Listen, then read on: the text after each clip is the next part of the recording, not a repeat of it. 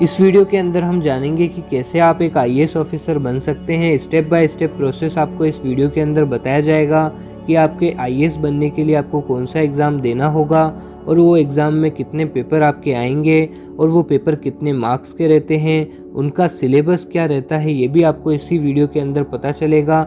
ये सारी चीज़ें हमने इस वीडियो के अंदर इंक्लूड करी है, तो आपको इस वीडियो को पूरा अंत तक देखना है। पूरे यूट्यूब पे आपको आईएएस ऑफिसर बनने के लिए स्टेप बाय स्टेप प्रोसेस नहीं बता रखी है। कहीं पे सिलेबस बता रखा है तो कहीं पे आपको एग्ज़ाम के बारे में बता रखा है। पूरी जानकारी कहीं पर भी नहीं है और बहुत ज़्यादा तो आपके मिस गाइड किया जा रहा है, मतलब गलत इन्फॉर्मेशन आपको दी जा रही है। तो हमने ये ओरिजिनल ऑथेंटिक इन्फॉर्मेशन है वो आपके लिए हमने प्रोवाइड करी है। ये आपको ओरिजिनल वेबसाइट पर भी आप जाकर चेक कर सकते हैं।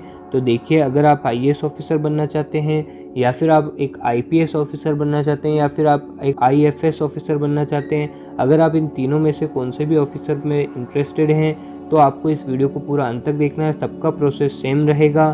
तो पहले हम जानते हैं कि आईएएस ऑफिसर की फुल फॉर्म क्या होती है। तो आईएएस की फुल फॉर्म होती है Indian administrative service. Indian administrative service, याद रखें, भारतीय प्रशासनिक सेवा हिंदी में कहते हैं। आईएएस को हिंदी में क्या कहते हैं, तो भारतीय प्रशासनिक सेवा, इंडियन एडमिनिस्ट्रेटिव सर्विसेज उसकी फुल फॉर्म होती है आईएएस की। अब देखते हैं इनको मंथली सैलरी कितनी मिलती है। तो आईएएस की मंथली सैलरी अगर हम की बात करें तो 56,100 रुपये मंथली सैलरी एक आईएएस ऑफिसर को मिलती है। इसके अलावा भी बहुत अदर बेनिफिट्स उनको मिलते हैं जो हमने इसमें काउंट नहीं किया है, तो हम वो आपको बताते हैं। जैसे आपके रहने के लिए घर हो गया, बिजली का बिल, ठीक है, और आपके वाटर का बिल, इलेक्ट्रिसिटी और वाटर, ये दोनों बिल भी आपकी गवर्नमेंट ही भरती है। तीसरी चीज़ आपको बता दें कि अगर आपके घर में कोई बीमार होता है या फिर आप बीमार होते हैं तो इसका खर्चा भी सारा गवर्नमेंट ही उठाती है और आपके जो नेट का खर्चा होता है वो भी गवर्नमेंट ही पे करती है।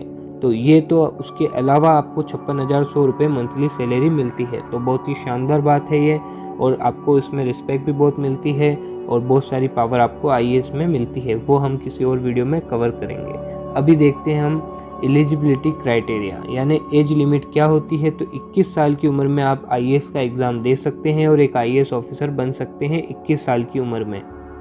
अगर मिनिमम एज की बात करोगे तो 21 साल है आपके, ठीक है ना।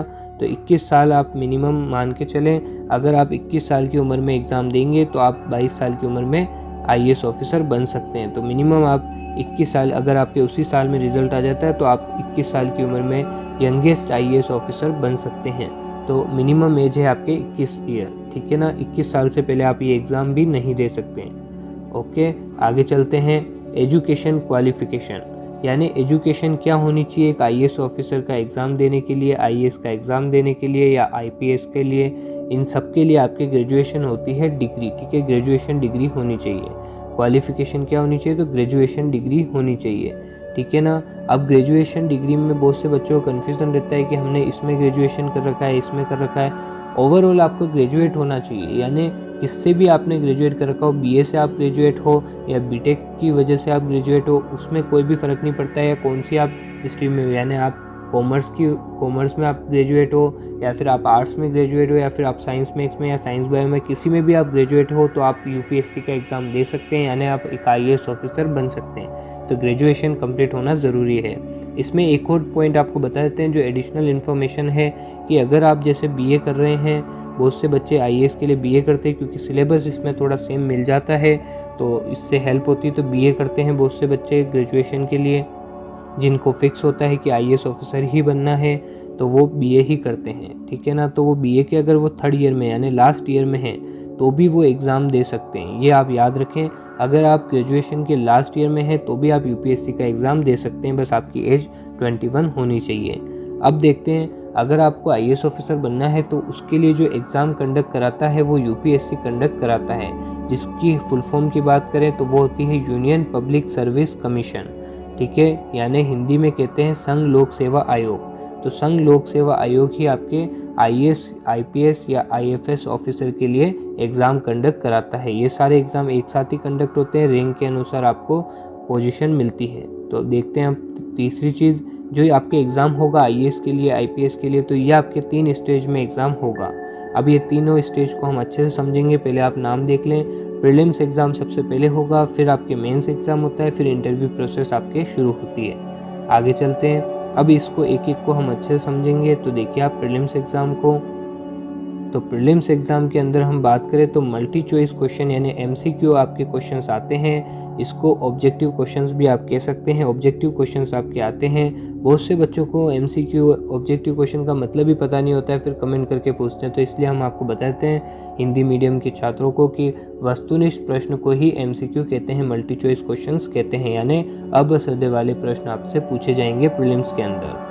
ठीक है, दूसरी चीज़ देखते हैं हम, तो इसमें नेगेटिव मार्किंग होती है, बिल्कुल होती है 100%, और वो नेगेटिव मार्किंग है 0.33। यानी इसको हम अच्छे समझा देते हैं आपको।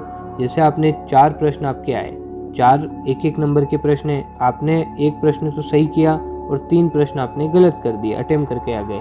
अगर आप ये 3 छोड़ के आ जाते, खाली 1 करते, तो आपके 1 नंबर आ जाता। पर अगर इसमें नेगेटिव मार्किंग थी 0.33 नंबर की, ठीक है ना, तो यानी 1 नंबर में से 0.33 नंबर कटेगा। एक प्रश्न गलत किया तो जो आपने सही किया उसमें से 0.33 कट जाएगा, तो एक में से 0.33 गया तो 0.67 आपके आएगा, मतलब बचेगा।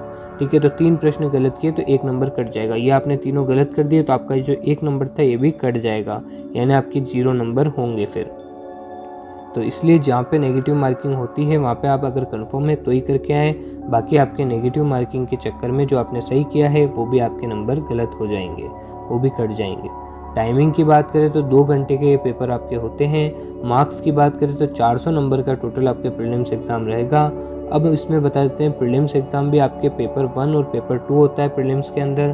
तो पेपर 1 का अगर हम सिलेबस की बात करें तो करंट अफेयर्स आपसे पूछा जाएगा, जो करंट में जो भी चीज़ें चल रही है, लगभग आपके 6 महीने से 12 महीने का करंट अफेयर्स तो आपको पक्का होना ही चाहिए।